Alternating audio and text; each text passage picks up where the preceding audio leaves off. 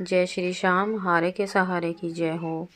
जिस तरह कभी पानी में परछाई नहीं देखी जा सकती, उसी तरह कभी परेशान मन से किसी चीज़ का हल नहीं निकलता। इसलिए कभी भी कोई काम करें तो शांत होकर शांत दिमाग से काम करें। नाम जप में एक ऐसी शक्ति है जो किसी भी चीज़ को हासिल कर सकती है। नाम जप में वो ताकत है जो आप भगवान को प्राप्त कर सकते हैं, अपनी कोई भी इच्छा पूरी कर सकते हैं। नाम जप में वो शक्ति है जो नाम जप करने से मुर्दे भी जिंदा हो जाते हैं। नाम जप, बाबा श्याम का नाम जप में वो शक्ति है जो हारे हुए इंसान को तुरंत जिता सकती है। तो आज की कहानी है सीमा की, जो फरीदाबाद की रहने वाली हैं। दोनों की लव मैरिज थी और दोनों ने लव मैरिज शादी करी और दोनों बहुत ही अच्छे से खुश रह रहे हैं। अपने ससुराल में नहीं रहती सीमा फरीदाबाद में नहीं रहती। फरीदाबाद में उनकी शादी हुई है, पर वो वहाँ से अलग दिल्ली में रहती हैं, फ्लैट में रहती हैं। दोनों ही जॉब करते हैं, दोनों की अच्छी खासी सैलरी है और भगवान से और पूजा पाठ से दोनों का कोई मतलब नहीं है। दोनों की शादी को करीब करीब 3 साल हो गए हैं और दोनों बहुत ज़्यादा खुश रह रहे थे, बहुत हैप्पी थे। किसी चीज़ की कोई परेशानी नहीं थी, कोई दिक्कत नहीं थी। और जैसे जैसे धीरे धीरे समय बीतता गया तो सीमा की शादी को जब 3 साल हो चुके तो सीमा को एक दिन अचानक से पता लगा कि वो प्रेग्नेंट है।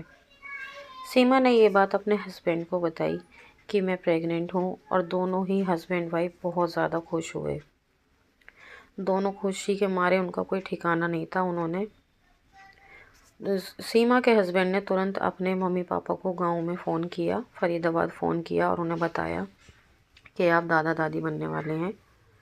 तो सीमा के सास ससुर का खुशी का ठिकाना नहीं था। वे कह रहे थे हम घर आएंगे सीमा की देखभाल करने के लिए। तो सीमा के हस्बैंड ने सीमा से कहा कि मम्मी को बुला लेता हूँ, तुम्हारी देखभाल कर लेंगी। तो सीमा को बहुत ज़्यादा गुस्सा आ गया। वो कह रही कि नहीं, मम्मी को परेशान करने की ज़रूरत नहीं है और मैं यहीं पर अपना ध्यान खुद रख लूँगी। ज़्यादा ज़रूरत पड़ेगी तो मैं नौकर रख लूँगी अपना ध्यान रखने के लिए, पर आप उन्हें मत बुलाओ। कोई बात नहीं। ऐसे ही धीरे धीरे दिन उनके बीतते गए। अब लगा 7वां महीना, सीमा को प्रेगनेंसी का 7वां महीना लग चुका।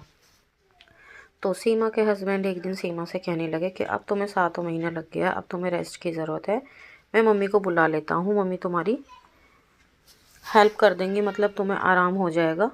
तो सीमा को तुरंत गुस्सा आ गया। सीमा कहने लगी मुझे तुम्हारी मम्मी बिल्कुल पसंद नहीं है और मुझे तुम्हारी मम्मी यहाँ पर नहीं चाहिए, मैं अपना ध्यान खुद रख लूँगी। दोनों को इसी बात को लेकर बहुत ज़्यादा बहस हो गई, दोनों के बहुत ज़्यादा लड़ाई झगड़े होने लगे आपस में। ऐसे ही झगड़ा करते करते सीमा को बहुत ज़्यादा गुस्सा आ गया और सीमा ने अपने पेट में मुक्का मार लिया। कहने लगी ये सब, इन सब की वजह सिर्फ तू ही है। उसने अपने पेट में घूंसा मार लिया और सीमा को अचानक पेट में बहुत ज़्यादा दर्द होने लगा रात के टाइम। तो सीमा को तुरंत उनके हस्बैंड हॉस्पिटल लेकर पहुंचे। तो सीमा ने डर के मारे डॉक्टरों को बताया नहीं था कि उन्होंने पेट में घूंसा मारा है। वो वहाँ से पेन किलर वगैरह डॉक्टरों ने दे दी, दवाई दे दी, मेडिसिन, और सुई लगाकर सीमा को घर पर भेज दिया। तो सीमा घर आ गई। सीमा को ऐसे ही करते करते 15 दिन बीत गए। उसके पेट में दर्द कंटिन्यू होता रहा, पर उसने डर के वजह से किसी को बताया नहीं। उसे लगा कि अगर मैं बताऊंगी तो बात और ज़्यादा बढ़ जाएगी, झगड़ा होएगा, इसलिए उसने घर में अपने हस्बैंड को बताया नहीं। ऐसे ही करते करते उसको 8वां महीना लग गया। तो सीमा को जब 8वां महीना लगा तो उसको ब्लीडिंग होनी स्टार्ट हो गई। सीमा ने अपने हस्बैंड को बताया, वो तुरंत लेकर हॉस्पिटल पहुँचे। और हॉस्पिटल पहुँचे तो हॉस्पिटल में डॉक्टर ने कहा इनका ऑपरेशन करना पड़ेगा, और ऑपरेशन कर कर सीमा के बेटा हुआ। तो डॉक्टर ने कहा कि बच्चे के ये सिर में चोट के निशान हैं, चोट के निशान कैसे आए। तो सीमा ने डर की वजह से बताया नहीं। डॉक्टर ने टेस्ट वगैरह करके सीमा को दे दिया। तो करीब 4-5 महीने बीत गए थे। तो सीमा के बच्चे को कोई मूवमेंट नहीं कर रहा था। उसे जैसे लिटा देते वैसे लेट जाता, जैसे मतलब वो ऐसे ही रहता, कोई मूवमेंट नहीं करता। उन्हें टेंशन होने लगी। तो सीमा ने डॉक्टरों को चेक करवाया ले जाकर, दोनों हस्बैंड वाइफ ने। तो डॉक्टर ने कहा इसके ब्रेन में चोट है और इसका ऑपरेशन करना होगा। तो वो बहुत ज़्यादा परेशान हो गए। तो सीमा के सास ससुर भी घर पर आ चुके थे, सीमा के हस्बैंड ने उन्हें बुला लिया था। तो डॉक्टर कहने लगे अभी ये छोटा है, 3-4 साल का हो जाएगा जब हम इसका ऑपरेशन कर देंगे, अगर आप चाहते हो तो करवा लेना, वरना ये कोई मूवमेंट नहीं करेगा। तो ऐसे ही करते करते दिन बीतते गए। सीमा को भी काफ़ी टाइम हो गया तो सीमा जॉब करने लगी। सीमा को लगा कि जॉब करूँगी तो बच्चे के ऑपरेशन के लिए पैसे आ जाएंगे, और सीमा के सास ससुर घर पर रहते, वो बच्चे का ध्यान रखते। और एक दिन सीमा के घर पर एक लेडीज आई बाबा शाम का प्रसाद लेकर। उसने गेट खटखटाया तो सीमा की सास ने खोला। सीमा की सास से कहने लगी लीजिए प्रसाद। वो कहने लगी किस चीज़ का प्रसाद है? वो बोली मेरी बेटी की नौकरी लग गई है, ये उसका प्रसाद है, हम बाबा शाम को मानते हैं, हमने बाबा शाम को बोला था कि हमारी बेटी की जॉब लग जाएगी तो हम प्रसाद चढ़ाएंगे, तो ये उसी का प्रसाद है। तो वो रोने लगी। सीमा की सास कहने लगी कि मेरे पोते की भी हालत बहुत ख़राब है, वो कोई मूवमेंट नहीं करता, हमने डॉक्टर को दिखा लिया, डॉक्टर ने ऐसे ऐसे कहा। उसने सारी बात उसको बता दी। उसने कहा कि आपको परेशान होने की कोई ज़रूरत नहीं है, बाबा शाम सबकी सुनते हैं, आप एक बार अपने पोते को लेकर बाबा शाम के दरबार जाइए, आपका पोता बिल्कुल ठीक हो जाएगा। तो सीमा की सास ने शाम को अपने बहू और बेटे को बताया, और वो सारे अगले ही दिन बाबा शाम के दरबार के लिए निकल गए।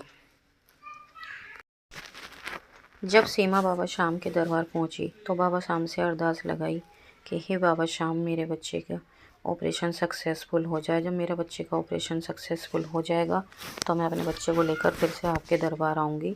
तो सीमा ने ऐसी अरदास कर कर वो वहाँ से बाबा शाम के दर्शन करके लौट आए। फिर सीमा के बच्चे का ऑपरेशन हुआ। तो ऑपरेशन करीब 6 घंटे का था। सबकी सांसें एकदम अटकी पड़ी थी। सबको लग रहा था पता नहीं क्या होगा, कैसे होगा, पर ऑपरेशन सक्सेसफुल हुआ और सीमा का बच्चा एकदम नॉर्मल हो गया। अब सीमा का बच्चा बिल्कुल ठीक है, मूवमेंट भी करता है, सब कुछ ठीक है। तो अब सीमा फिर से अपने बच्चे को बाबा शाम के दरबार लेकर गई, और सीमा कहती है कि मेरे बाबा शाम की महिमा अपरंपार है, उनकी महिमा का कोई बखान नहीं है। और बाबा शाम, मुझसे जो गलती हुई है मैं अपनी गलती की क्षमा मांगती हूँ। आज सीमा को भी अपने गलती का बहुत ज़्यादा अफसोस है, और वो अपने सास ससुर के साथ प्यार से रहती है। उसके सास ससुर कभी उसके पास रहते हैं, कभी गांव चले जाते हैं कुछ दिनों के लिए। अब सीमा का बच्चा बिल्कुल नॉर्मल है। तो भक्तों, जो भी बाबा शाम पर अपना विश्वास पूरी आस्था से बनाकर रखता है, बाबा शाम उसकी ज़रूर सुनते हैं। जो भी सच्चे दिल से हार कर बाबा शाम के चरण में जाता है, बाबा शाम उसे कभी हारने नहीं देते। तो बोलिए जय श्री श्याम। और दोस्तों, अगर आपको हमारी ये सत्य कहानी अच्छी लगी हो, पसंद आई हो, तो कमेंट में जय श्री श्याम लिखना बिल्कुल भी ना भूलें। हमारे चैनल को सब्सक्राइब कर लें ताकि आने वाली ऐसी ही सत्य कहानियाँ आप तक पहुँचें, और बाबा शाम से ज़्यादा लोग जुड़ सकें, ताकि बाबा शाम सबका कल्याण करें। और हमारे वीडियो को लाइक ज़रूर कर दें। तो मिलते हैं अगली वीडियो में। जय श्री श्याम।